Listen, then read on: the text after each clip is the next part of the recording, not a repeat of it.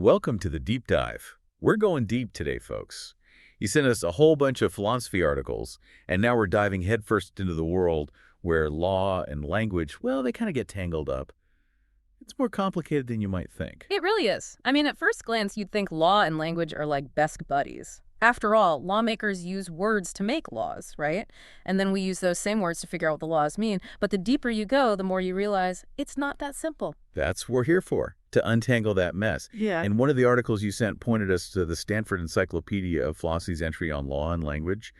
And wow, it really highlights how legal philosophy and the philosophy of language are like totally intertwined. They both grapple with the whole shebang of meaning, interpretation, how we even communicate in the first place. Yeah, they're like two sides of the same coin.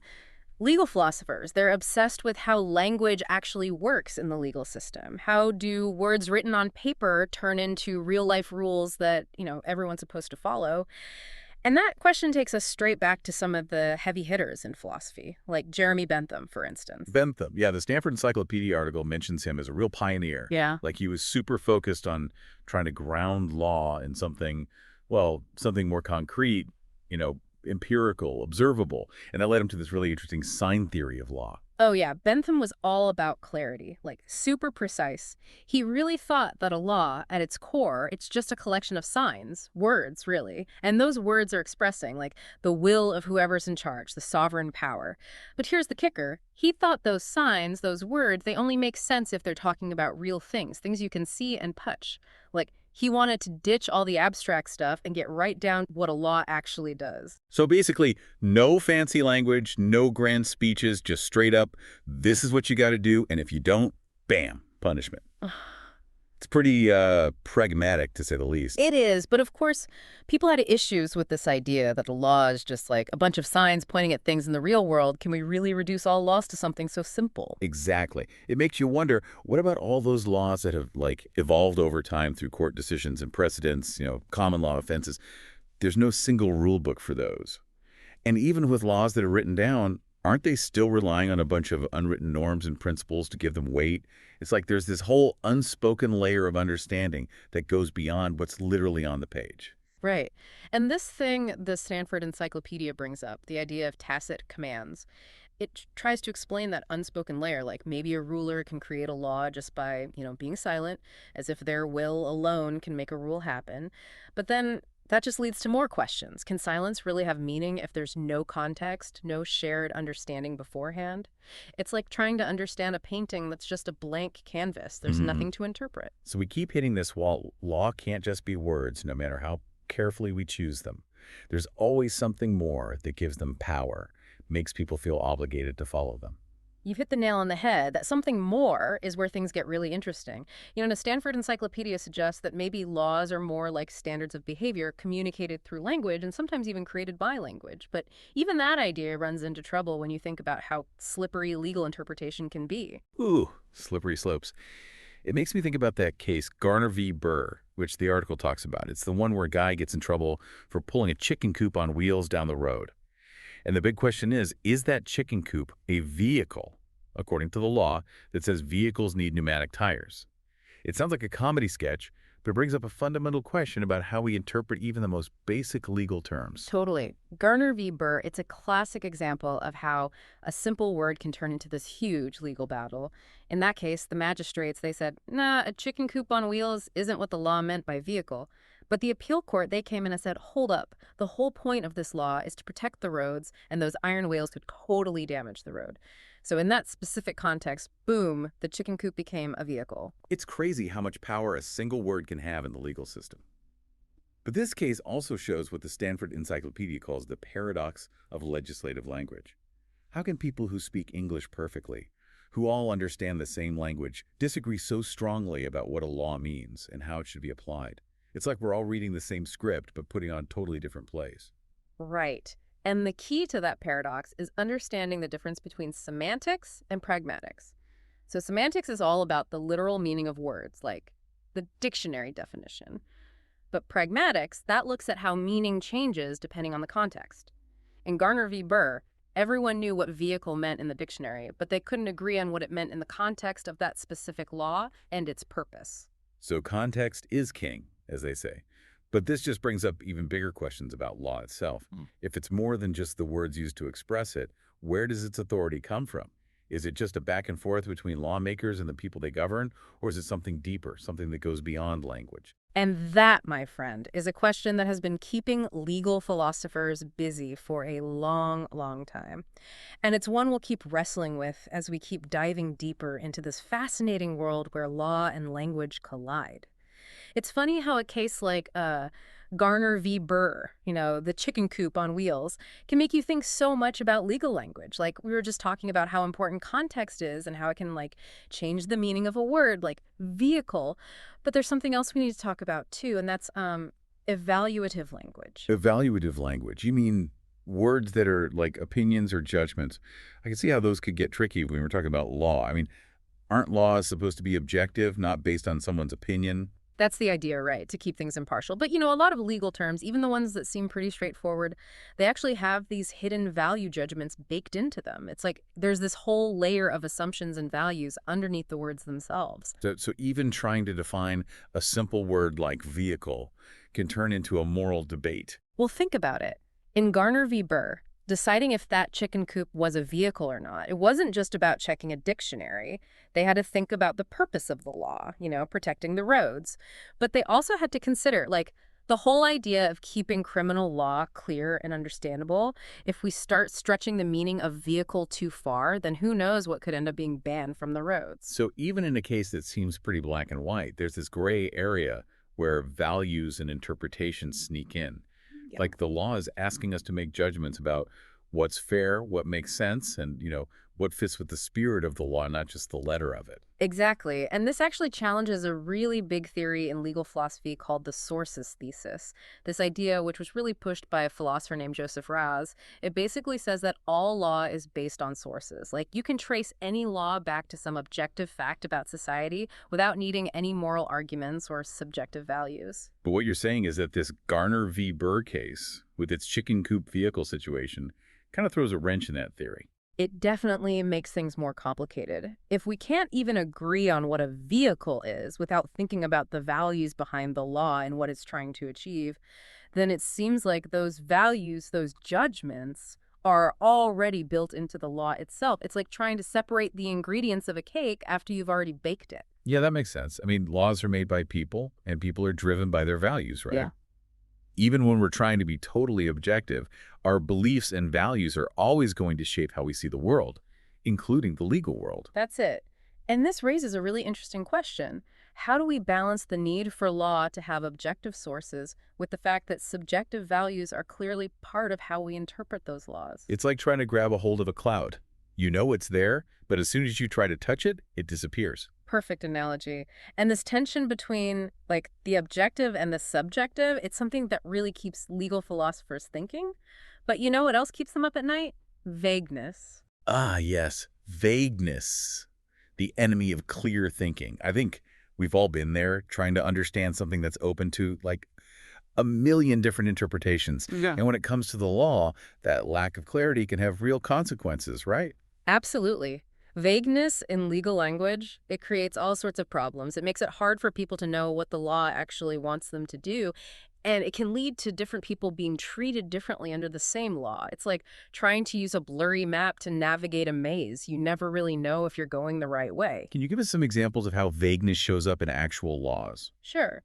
Think about terms like careless driving or reasonable doubt. Those are really broad terms, and they're meant to cover a wide range of actions or situations. I guess that makes sense. Yeah. Lawmakers can't think of every single possibility, right? Yeah. They need to leave some room for the law to adapt to different circumstances. Exactly. But that flexibility comes with a trade-off. It can create these like borderline cases where it's not clear if something actually breaks the law or not. It's like that philosophical puzzle, the paradox of the heap, where you take away one grain of sand at a time and you have to ask, at what point does it stop being a heap? There's this fuzzy line that's really hard to define. You're right. That paradox really shows how some concepts are just inherently ambiguous. And when those concepts end up in the law, it can make things really unpredictable and uncertain. It's like the law is speaking in riddles. And if the law is a riddle, how can we be sure it's being applied fairly and consistently?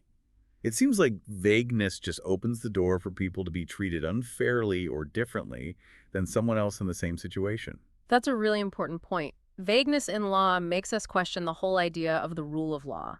If the laws that are supposed to guide our actions are unclear, does that mean judges can decide cases based on their personal opinions, instead of a clear objective standard? That's a bit worrying. Doesn't that undermine the whole point of having laws in the first place? To treat everyone equally and predictably. It's a valid concern, for sure. And that's why philosophers spend so much time thinking about what vagueness means for how judges make decisions. Some argue that judges are always looking for the right answer, even when the law is vague. But others say that vagueness just gives judges more power to make decisions that aren't really based on the law itself. So is vagueness in law like necessary evil? Do we just have to live with it to have flexibility, or should we be trying to make laws as clear and precise as possible? Tough question. And it's one that legal systems around the world are constantly struggling with. On the one hand, vagueness does give us flexibility. It allows the law to adapt to new things that lawmakers might not have even thought of. But on the other hand, too much vagueness can undermine the whole idea of a fair and impartial legal system. It's this delicate balance, trying to be clear and predictable while still being flexible enough to handle new situations. Sounds like legal interpretations like walking a tightrope, trying to stay true to what the law says while also figuring out all the little gray areas and applying it fairly in real life. Yeah, I like that. Lawyers and judges, they're trained to deal with all this complexity, to untangle the vague parts, and to apply the law in a way that makes sense, both based on the words and the bigger purpose and principles behind those words. It's not just about knowing what words mean in a dictionary, it's about understanding the spirit of the law, why it exists, and what values it's trying to promote. This deep dive is really making me see law in a whole new light. It's not just about memorizing a bunch of rules. It's about this whole dance between language, interpretation, context, and, the whole pursuit of justice. That's a great way to put it. And as we keep digging deeper, we'll see how this dance plays out in even more interesting ways. Like, we'll come back to Bentham and his quest for perfect definitions, and we'll explore how philosophers have tried to explain the very essence of legal obligation. How do words on paper turn into rules that have real power over our lives? So we're back for more deep diving. And man, we've been going deep into this world where law and language kind of get all mixed up, and it's way more complicated than I think either of us expected. I mean, we've seen how even a simple word like vehicle can cause a huge legal fight, and how vagueness in legal language, well, it can be both good and bad. It's true. It's like we've been peeling back the layers of an onion. Each layer reveals something even more complex underneath. We started by wondering if law was just a bunch of signs pointing at things, like Bentham thought, and now we've seen how all this stuff, context, purpose, values, it all plays a part in shaping what legal language really means. And something that really caught my attention in the Sanford Encyclopedia article was this idea that Bentham, even though his way of defining legal terms was sometimes, well, maybe a bit too simple, he was actually onto something important. Yeah, I think he was. Even if he didn't nail down the perfect definition of law, he definitely pointed us towards a huge question in legal philosophy, the question of law's normativity. Okay, now you have to explain that. Normativity of law. What does that even mean? So basically, it's about figuring out how law actually obligates us, how it makes us feel like we have to do certain things and not do other things, how it tells us what we should do, not just what is allowed. It's like the ought of law. I get it. So it's not just about describing the legal system. It's about trying to understand why we feel bound by it, even when we might not agree with every single rule. Exactly. And that's where this whole idea of normative language comes in. Words like must, right, obligation, prohibited. Those words, they have a certain force, a weight to them. They're not just describing facts. They're telling you what you're supposed to do or what you absolutely can't do. So if we can figure out how this normative language works, maybe we can understand how law actually has power over us. That's the hope. And of course, philosophers have come up with different theories to explain the normativity of law, looking at it through the lens of language. Bentham, he was all about focusing on the concrete stuff, so he tried to explain those normative legal terms like duty in terms of punishment. He basically said, your duty is to do whatever you'll get punished for if you don't do it. So it's all about the stick, no carrot. Obey a law because you're afraid of what'll happen if you don't, not because you actually believe in it. Well, that was Bentham's take. He saw the law as a system of rewards and punishments meant to make people behave a certain way. But as we've talked about, that view is kind of, well, oversimplified. It doesn't really explain the difference between a robber demanding your wallet and a legal duty to, say, pay taxes. Right. I mean, we wouldn't say we have a duty to give our money to a robber, even though there are definitely bad things that could happen if we refuse. Mm, So there has to be something more to legal obligation than just fear. right. You got it. And that's where another big name in legal philosophy comes in, H.L.A. Hart. He wasn't buying Bentham's whole command theory. He thought it missed this important part of legal obligation, this internal aspect, and he actually used the work of a philosopher of language, J.L. Austin, to develop his own theory, a practice theory of rules. Wait, so a philosopher of language helped us understand law. That's wild. Tell me more about that. So Hart's idea was that social rules, including legal rules, they're more than just patterns of behavior backed up by threats. There's also what he called a critical reflective attitude, which is like this shared understanding that the rules are standards for how we should act and we can criticize people who don't follow them. So it's not just about being forced to obey. It's about actually believing in the rules, seeing them as valid reasons to do things, even if we might not agree with them all the time. Exactly. And Hart thought that the way we use normative language shows this. Like when you say you must stop at a red light, you're not just predicting what will happen if someone doesn't stop. You're saying that there's a good reason to stop, and that reason comes from the law itself and the fact that we all agree, as a society, to accept its authority. Wow, this is making my head spin a bit, but I think I'm starting to get it.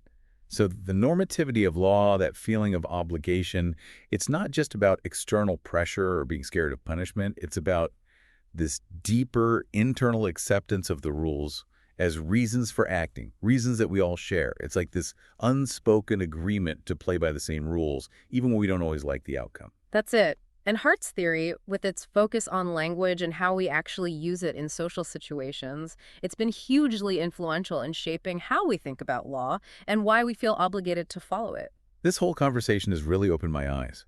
It's amazing how these philosophical debates about language, which can seem so abstract, actually have a huge impact on how we understand something as real and powerful as the law. It all comes back to the power of words.